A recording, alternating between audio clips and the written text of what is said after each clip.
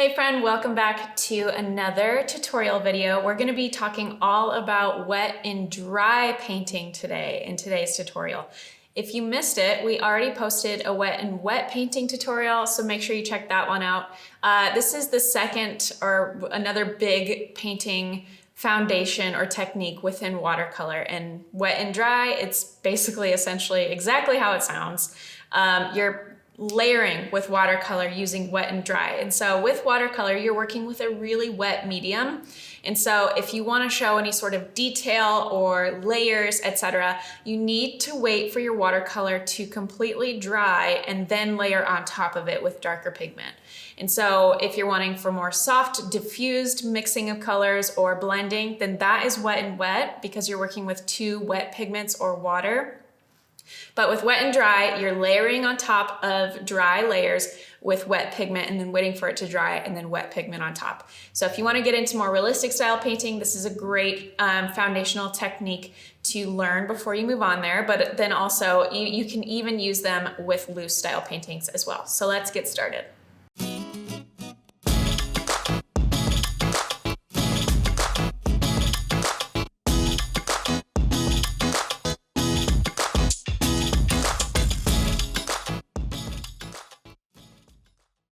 All right, so this is gonna be pretty straightforward, pretty quick and easy, but it's an amazing technique to practice and to take note of as you're painting florals, landscapes, whatever it is you're painting, so that you can continue to develop that muscle memory and train your eye for wet and dry, and when it's appropriate to use wet and wet or when it's appropriate to use wet and dry.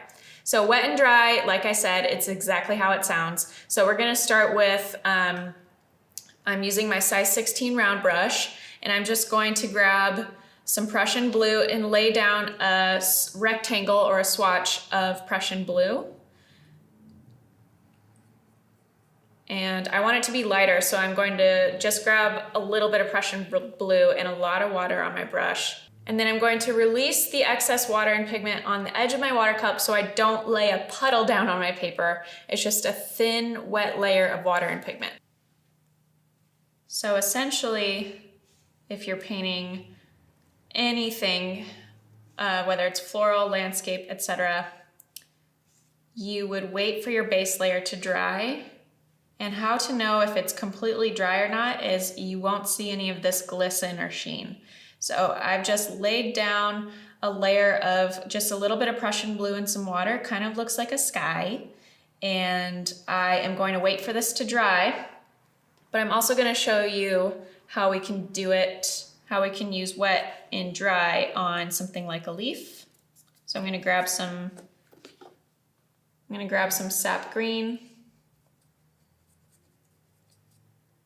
and I'm going to lay down a lighter yellow-green leaf stroke. So if you don't know how to paint leaves, you can check out my video on leaves. I did a whole series. So I'm just going to paint a leaf. And then once this dries, I'll show you what I would do using wet and dry to give it some more detail. So here's a couple samples from my book, Everyday Watercolor. If you don't have it, check it out. We'll link it below.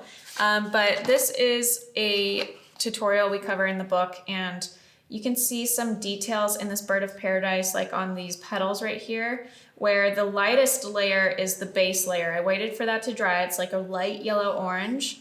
And then I used some wet and wet for this darker orange right here, because you can see that kind of burst or smooth blend between the yellow orange and the darker orange. But then this reddish orange, I went over with my size 2 brush and gave it these veiny details or these creases within the petals and the mouth of this flower right here. And then any of these shadows, like on this green part where it's overlapping the neck of this flower, I wanted to enunciate that this was in shadow or it was darker. And so that dark green there and then dark green here, I used wet and dry to enunciate this inside or the darker part of the green part of the flower.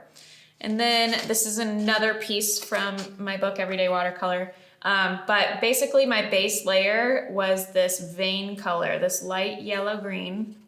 And I waited for that to dry. And then with each little leaflet or piece of this monstera leaf, I used wet and dry to layer on top of it to darken the areas and to make them more pronounced, and so that the vein area is the lightest part. And then same thing here, more wet on dry to show that this part of the leaf is behind this front flipped up leaf.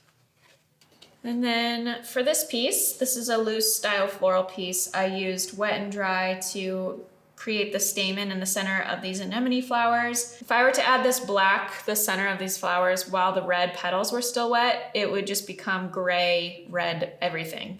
So waiting until these petals dry is really important to make sure that the stamen and the pollen and the center of the flower stays really enunciated and doesn't become blurry.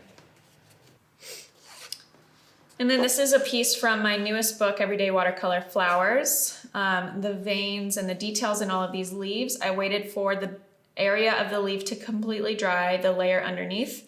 And then with my size 2 brush, I went over it once it was dry with these darker vein details. And then same thing with the shadows on these stems and the details on the petals, etc. are all done wet and dry.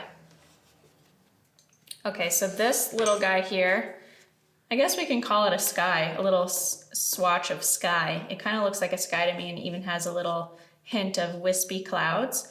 And so if I wanted to, if I was painting a landscape, I could enunciate where the wet and wet added some natural looking clouds. I could enunciate that by grabbing a slightly darker Prussian blue. I'm gonna grab a smaller brush, so I have a size 6.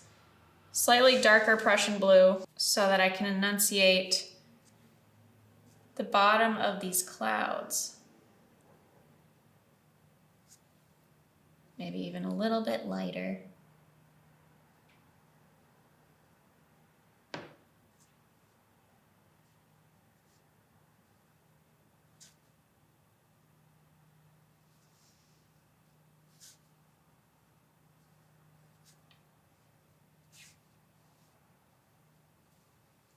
But as you can see, if this was wet underneath, it would just blur and become one big blob. But because it's dry, I get these crispy edges, so it's a really defined shadow. You can also, now we're getting weird, but you get the point. You can also paint in some birdies. But with wet and dry, you can layer on top without worrying about messing up any sort of distinct shape or lines or shadows.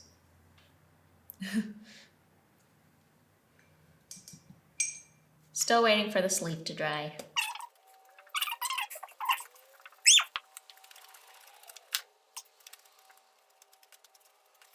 Okay, so this leaf is still a teensy bit wet, but I'm going to show you on the area that it's still, or that it is dry, how you can use wet and dry. We're going to have a ton of future tutorials using both wet and wet on dry techniques, so you can see it in action. But for now, this will get you started with the techniques so you can kind of see how it works. So I can grab a darker color. So I've got some sap green and a touch of black on my brush to darken the green color. So it's slightly darker than the base green that I have on this leaf. And I'm just gonna pull out a little vein, let's say. Or I can darken this whole right side of this leaf if I wanted to.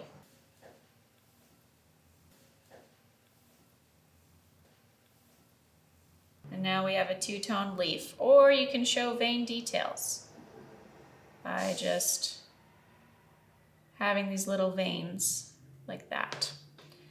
So wet and dry is super crucial for adding any detail. This is obviously quickly done and it's not anything spectacular, but this is how wet and dry works. And so in future tutorials, I'm gonna go into detail using both wet and dry so you can see how they work together and when I would use which technique and so on. So I hope you have fun practicing your wet and dry, and until next time, I'll see you in the next video.